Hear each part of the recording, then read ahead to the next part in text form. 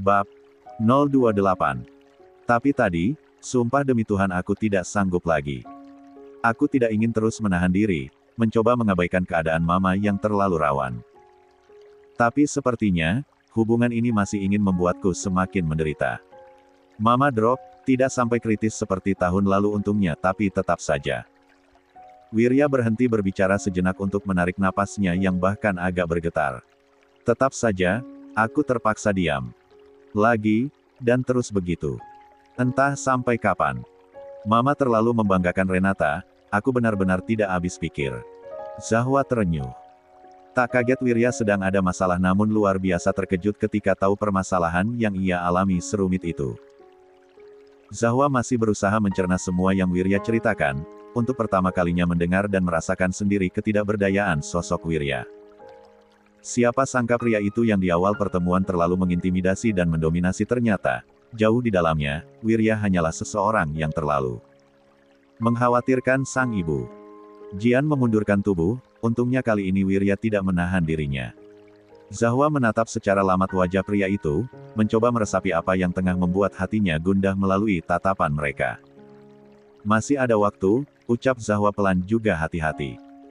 Kalau memang Mas Wirya sudah tidak sanggup lagi tapi keadaan seolah mempersulit apa yang Mas Wirya mau, gak apa-apa. Masih ada waktu dan semuanya akhirnya akan berlalu juga. Sebenarnya ucapan ini adalah apa yang sering Zahwa tanamkan di dalam kepalanya sendiri selama menjalani hari-harinya yang jika menurutnya sudah terlalu berat, namun untuk kali ini, dengan secara tulus Zahwa mengucapkannya kepada Wirya. Wirya tertegun, lalu lambat laun tidak bisa menahan diri untuk terpana pada sebuah senyum simpul dari wajah manis yang tak pernah Wirya rasakan setulus itu tertuju kepadanya. Tang Yu, lirik Wirya masih dalam mode keterpakuannya. Zahwa melebarkan senyum. Senyum lugu yang begitu lembut. Hati Wirya seolah teremas ketika melihatnya. Aku bukan orang yang bisa ngasih saran sebenarnya, soalnya aku sama sekali tidak berpengalaman dalam urusan percintaan bahkan apalagi urusan rumah tangga. Zahwa meringis. Tapi, keinginan Mas Wirya ini sudah bulat. Mas Wirya yakin. Of course. Wirya bahkan tanpa banyak berpikir ketika mengatakan itu. Aku gak tahu mau bilang apa, walaupun Kak Renata itu kakak aku juga mencoba memahami sudut pandang Mas Wirya. Pasti berat banget ya. Bulu kuduk Wirya meremang, terbiasa beradu argumen dengan Renata, saling mempertahankan pendapat. Dan tidak mau kalah, perhatian sejenis ini adalah sesuatu yang tidak biasa. Otak Wirya mendadak buntu.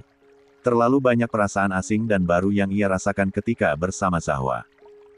Pelan-pelan, coba pelan-pelan saja bilang ke mamanya Mas Wirya. Mas Wirya enggak mengejar sesuatu juga bukan. Enggak semua hal bisa diselesaikan dengan cepat. Pelan, tapi nanti ujungnya bakalan kelihatan juga kok. Tak hanya untuk Wirya, Zahwa juga mengucapkan itu untuk dirinya sendiri. Nanti, kalau saatnya sudah tiba, aku doakan Mas Wirya bisa mendapatkan kebahagiaan yang selama ini didambakan ya. Seriously, baby. Why my heart beating so fast like this? Kan, mulai. Lagi ngomong serius juga. Zahwa cemberut, memukul pelan lengan Wirya. Siapa juga yang lagi bercanda? Wirya mengambil tangan Zahwa lalu meletakkan di dadanya sendiri. Here, you can feel it. Denyutan cepat itu benar-benar Zahwa rasakan hingga membuat wajahnya memanas begitu saja. Wirya tertawa pelan. Tang Yu. Kamu bisa jadi motivator handal kalau begini caranya. Zahwa melengos, dia memutar bola matanya. Ah, udah ah. Emang gak bisa diajak ngomong serius Mas Wirya tuh. Wirya mengacak pelan poni Zahwa melihat tingkah kekanakan perempuan itu yang jarang-jarang bisa ia lihat. Wirya sebenarnya bukannya tidak ingin melanjutkan obrolan serius itu, dia hanya tidak ingin membuat hatinya makin berdebar-debar. Kamu sendiri kenapa? Kamu belum jawab pertanyaanku yang itu. Zahwa seketika terdiam. Gak apa-apa. Gumamnya enggan bercerita. Enggak mungkin gak apa-apa, muka kamu saja sudah seperti anak hilang yang enggak ada harapan hidup. Zahwa mendelik pada Wirya namun dia memilih tidak mengatakan apa-apa. Kenapa? Wirya membujuk sekali lagi tapi Zahwa hanya menggeleng lagi-lagi menolak untuk menjawab. Wirya terdiam, mencoba menerka-nerka. Gara-gara tempat tinggal. Wirya melihat reaksi Zahwa dan perempuan itu diam saja sehingga membuatnya mengambil kesimpulan bahwa yang ia ucapkan ada sangkut pautnya dengan hal tersebut. Don't worry, besok juga sudah dapat apartemennya. Mudah saja, kamu tidak perlu khawatir. Akan aku urus. Gak usah, gak apa-apa. Aku di sini saja. Ucapan Zahwa membuat Wirya keheranan. Aku gak bisa pergi sepenuhnya dari rumah mama. Jangan tanya kenapa, aku belum siap cerita, sambung Zahwa cepat. Dia terlalu banyak meminta uang Wirya, tidak mungkin dirinya dengan kurang ajarnya meminta lagi dengan jumlah yang tidak masuk akal seperti yang Dian sebutkan. Zahwa masih belum menemukan cara untuk pergi tapi dia akan pikirkan nanti. Zahwa masih bisa meluaskan hatinya untuk bertahan, sedikit lebih lama lagi saja. Wirya menjadi terdiam. Ya sudah, tapi jika kamu ingin bercerita, I'm here. Zahwa tertegun sejenak tapi kemudian dia mengangguk tak bisa untuk tidak merasa terenyuh. Besok sibuk tidak? Pertanyaan tiba-tiba itu membuat Zahwa menolehkan kepala. Kenapa memangnya? Kut aku ke Bali, mau. Memang sehari saja, cuma untuk mengecek proyek villa dan klub yang aku bangun. Zahwa seketika terpana mendengarnya. Mau, kan? Biar aku pesankan tiket malam ini juga. Gak apa-apa. Apanya yang gak apa-apa? Of course it's totally fine. Lagian sepertinya kamu dan aku harus menjauh sejenak dari kota memusingkan ini. Ikut ya. Oke. Jawab Zahwa setelah beberapa saat terdiam. Dan ya, kebesokan harinya, disinilah Zahwa sekarang.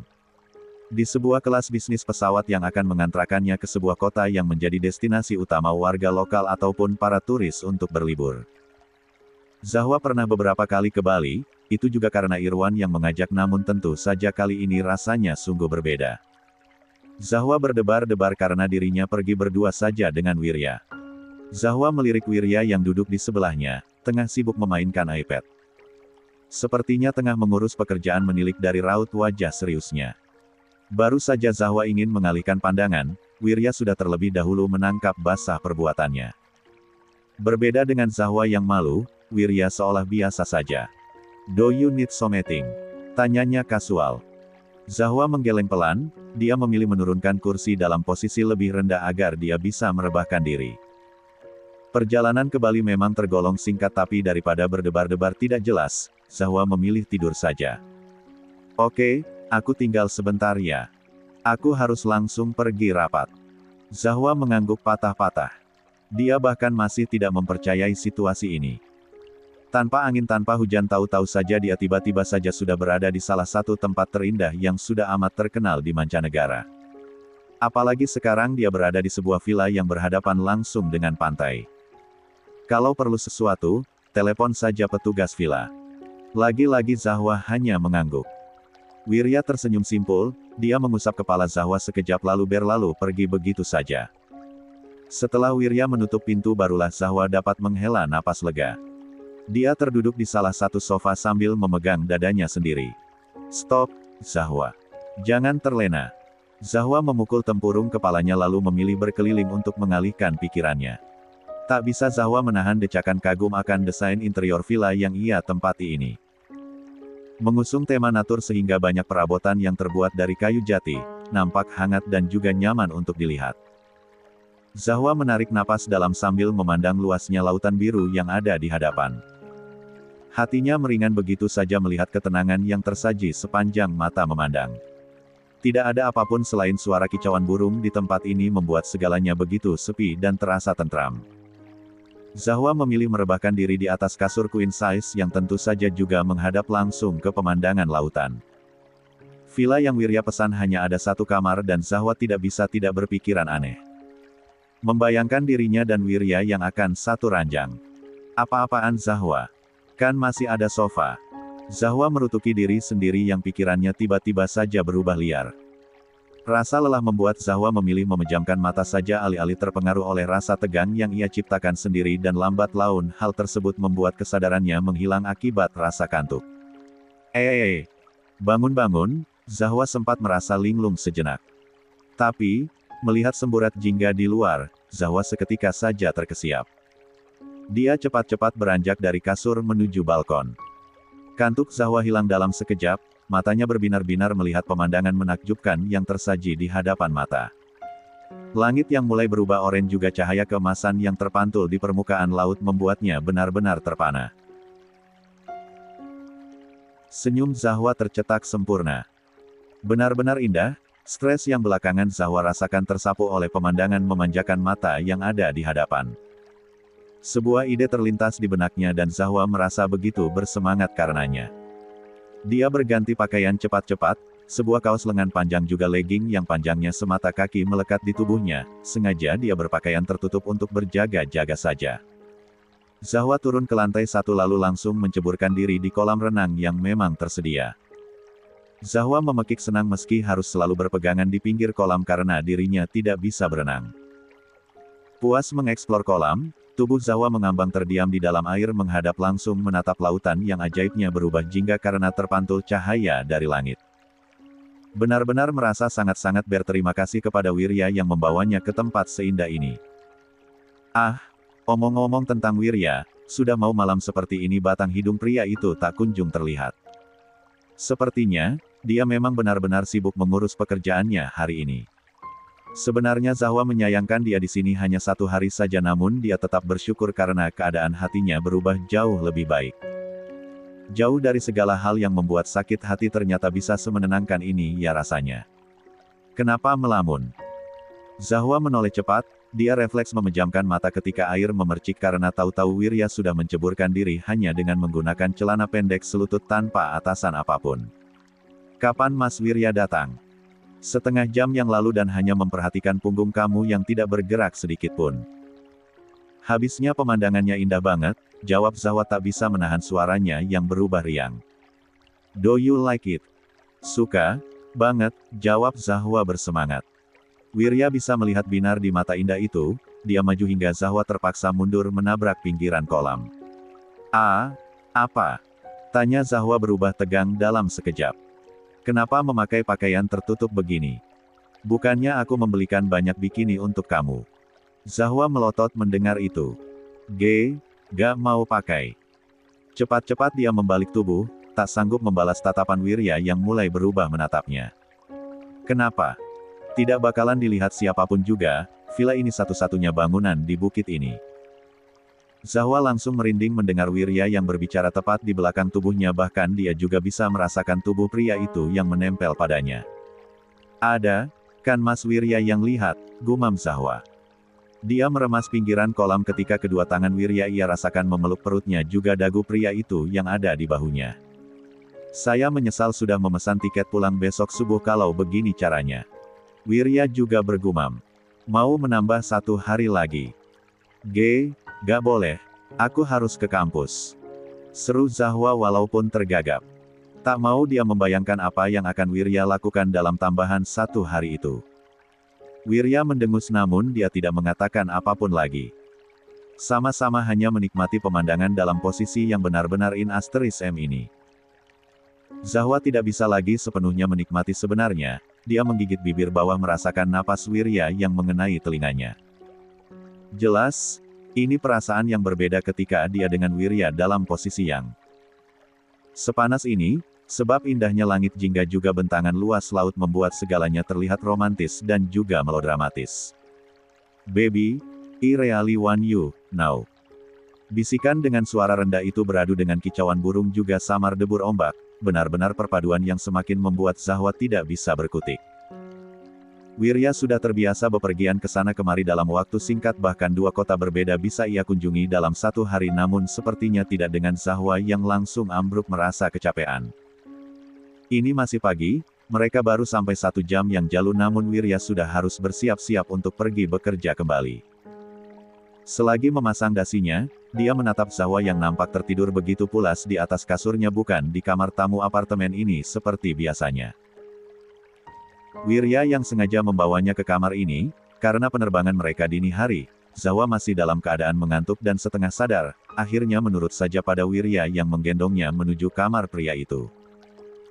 Wirya berjongkok di pinggiran ranjang, menatap lamat wajah tenang Zahwa yang terlelap, menyeka anak rambutnya ke belakang telinga agar tidak mengganggu pandangannya untuk menatap wajah manis itu. Segala yang terlihat pada Zahwa hanyalah tentang kelembutan dan ketulusan. Seperti air danau yang tenang. Wirya bisa merasakan aura itu memancar dari tubuh perempuan ini. Mengirimkan energi ketentraman yang selama ini Wirya damba-dambakan. Dan rasanya ini gawat karena kehadiran Zahwa sudah menjadi distraksi yang tidak lagi terasa mengganggu. Yang membuat Wirya enggan lagi menyanggah dan melawan keinginan hatinya sendiri yang dengan naluriah ingin melindungi dan bersikap lebih lembut kepada perempuan itu. Entah kenapa Zahwa nampak seperti porselen yang akan mudah untuk hancur dan Wirya tanpa sadar menjadi bersikap jauh lebih hati-hati. Tak lagi menggebu dan mendominasi seperti di awal, kesehariannya yang banyak dihabiskan dengan Zahwa mengasah dan memudarkan aura gelap yang selama ini melingkupi hidup dan dirinya sendiri. Wirya adalah sosok manusia yang melambangkan ambisi dan egoisme tapi keberadaan Zahwa meredam api itu. Wirya berubah menjadi lebih tenang dan tertata dan yang paling penting adalah tentang lebih bersabar dan menahan diri. Jika lebih mudah untuk digambarkan, Zahwa itu air yang meredakan sosok Wirya yang terlalu berapi. Wirya mengelus pipi Zahwa sejenak lalu segera keluar untuk memulai hari, tidak lagi terlalu stres dan tertekan karena terlalu banyak memikirkan kemarahan akan hidupnya yang terlalu banyak permasalahan sebab tanpa sadar, Zahwa sudah Wirya jadikan rumah sebagai tempatnya untuk bisa pulang di penghujung senja. Tempatnya untuk menyandarkan lelah dan berkeluh kesah. Dan itu berbahaya, tapi karena Wirya pikir dia adalah api, maka dia tidak akan keberatan untuk bermain-main di dalamnya. Ret. Dering alarm sudah berbunyi bermenit-menit yang lalu karena Zahwa sengaja memasang waktu setiap 5 menit sekali tapi meski luar biasa mengganggu, Zahwa enggan membuka mata. Kelopak matanya seolah ditahan oleh benda berat puluhan kilogram, luar biasa susah untuk membuka. Akhirnya ketika merasa telinganya sudah terlalu penging, Zahwa membuka mata meski rasanya jengkel sekali. Masih dengan mata yang setengah terbuka, dia meraba-raba kasur untuk mematikan bunyi memekakkan telinga itu. Setelah kembali hening, Zahwa memaksa diri untuk duduk lalu bengong menatap televisi besar di hadapan. Sempat ngelek tapi kemudian terkesiap ketika dirinya sadar dia tidur di kamar Wirya. Tentu saja, otaknya yang kadang tidak sinkron dengan hati ini tidak bisa untuk tidak memutar apa yang terjadi kemarin. Terlalu singkat bahkan rasanya saja seperti mimpi Zahwa bisa berada di tempat yang seindah itu. Zahwa menghela napas. Realita kehidupan mau tidak mau harus ia jalani. Jadi, melawan rasa malas itu, Zahwa memutuskan untuk mandi lalu menjalankan tugasnya sebagai mahasiswa akhir. Itu revisian, mau gue bakar aja rasanya. Zahwa menyedot ice vanilla latte yang ia pesan, melamun menatap ke depan begitu juga dengan Bella yang seolah tidak memiliki semangat hidup. Tanpa menoleh, Zahwa menepuk-nepuk pundak sang sahabat sebab dia juga tengah sama frustasinya. Gimana bisa hampir semua halaman gue dicoret? Gue sudah nangis-nangis tiap malam ngerjainnya tapi disuruh revisi terus. Ark pengen banget nonjok orang gue. Zahwa membiarkan Bella menumpahkan segala kekesalannya karena dia sangat-sangat paham bagaimana rasanya sebab baru saja dia juga mengalami hal yang sama. Bedanya, Zahwa bukan tipe orang yang meledak-ledak seperti Bella. Dia akan menumpahkan kekesalan dengan banyak sekali memakan ataupun meminum sesuatu yang manis. Seperti sekarang, di mana sekarang adalah gelas kedua ice vanilla latte kesukaannya yang ia habiskan. Walaupun sedang stres, Zahwa masih ingat untuk menghemat uang sebanyak mungkin sehingga di kafe ini dia hanya memesan minuman yang paling murah saja. Kapan gue lulus Han? Kapaan? Bella mengerang, mencak-mencak sendiri. Entah karena tingkah Bella yang nampak konyol di matanya atau juga kefrustasiannya yang makin membuat pening kepalanya, Zahwa tertawa miris. Masalah hidup aja sudah enggak ada habisnya, masalah satu ini bikin pengen membakar bumi ya, Bel. Bella mengangguk sambil terus menggerutu, menyedot kuat-kuat stroberi smoothie yang ia pesan. Biasalah, masalah mahasiswa akhir yang ingin sekali menyerah namun merasa sangat disayangkan karena sudah tinggal sedikit lagi akan terbebas tapi, sedikit itu juga tidak bisa dilalui dengan mudah. Penuh tekanan bahkan tak jarang mengguncang jiwa raga. Tak heran, fase quarter life yang dialami seseorang yang berusia awal 20-an ini bisa menjadi alasan utama gangguan mental yang serius jika tidak memiliki ketegaran yang sekuat baja. Walaupun hilalnya belum kelihatan, kalau lulus rencananya lo mau ngapain Bel? Menikah sama anak konglomerat biar hidup gue gak susah mulu, jawab Bella mantap, seperti tak berpikiran sedikitpun dalam memberikan jawaban itu. Zahwa mendengus geli. Yang bener Bella, aku serius juga. Ya itu serius Han, gue juga sebatang kara gak punya siapa-siapa. Hidup enggak bertumpu dengan siapapun selain kaki gue sendiri, gak munafik gue pengennya beban ini selesai. Ya gue tahu sih itu harapan doang, realitanya juga gak mungkin banget tapi bodo amat lah, walaupun banyak dosa begini gue juga masih pengen Tuhan sedikit aja kasihan sama gue. Gak melarat-melarat mulu hidupnya. Bella mengerutu, santai sekali menguapkan semua kalimat itu seolah hal tersebut bukanlah permasalahan besar. Zahwa jadi menatapnya lamat, dia dan Bella sama-sama memiliki permasalahan hidup yang tidak sedikit tapi bedanya Bella jauh lebih kuat dari Zahwa dan dia mengakui itu. Wajah Zahwa mendadak menyendu, sedih melihat Bella yang selalu nampak tegar dan masa bodoh akan apapun padahal di dalam hatinya tidak ada yang tahu. Bahkan Zahwa sendiri karena Bella menutupinya serapat dan seapik itu. Kenapa lo menatap gue kayak begitu? Bella mencibir, dia menyemburkan tawa. Ah, udahlah. Mending kita ke mall, Han. Belanja-belanja. Gue lama-lama bisa gila kalau diem meratapi nasib begini aja.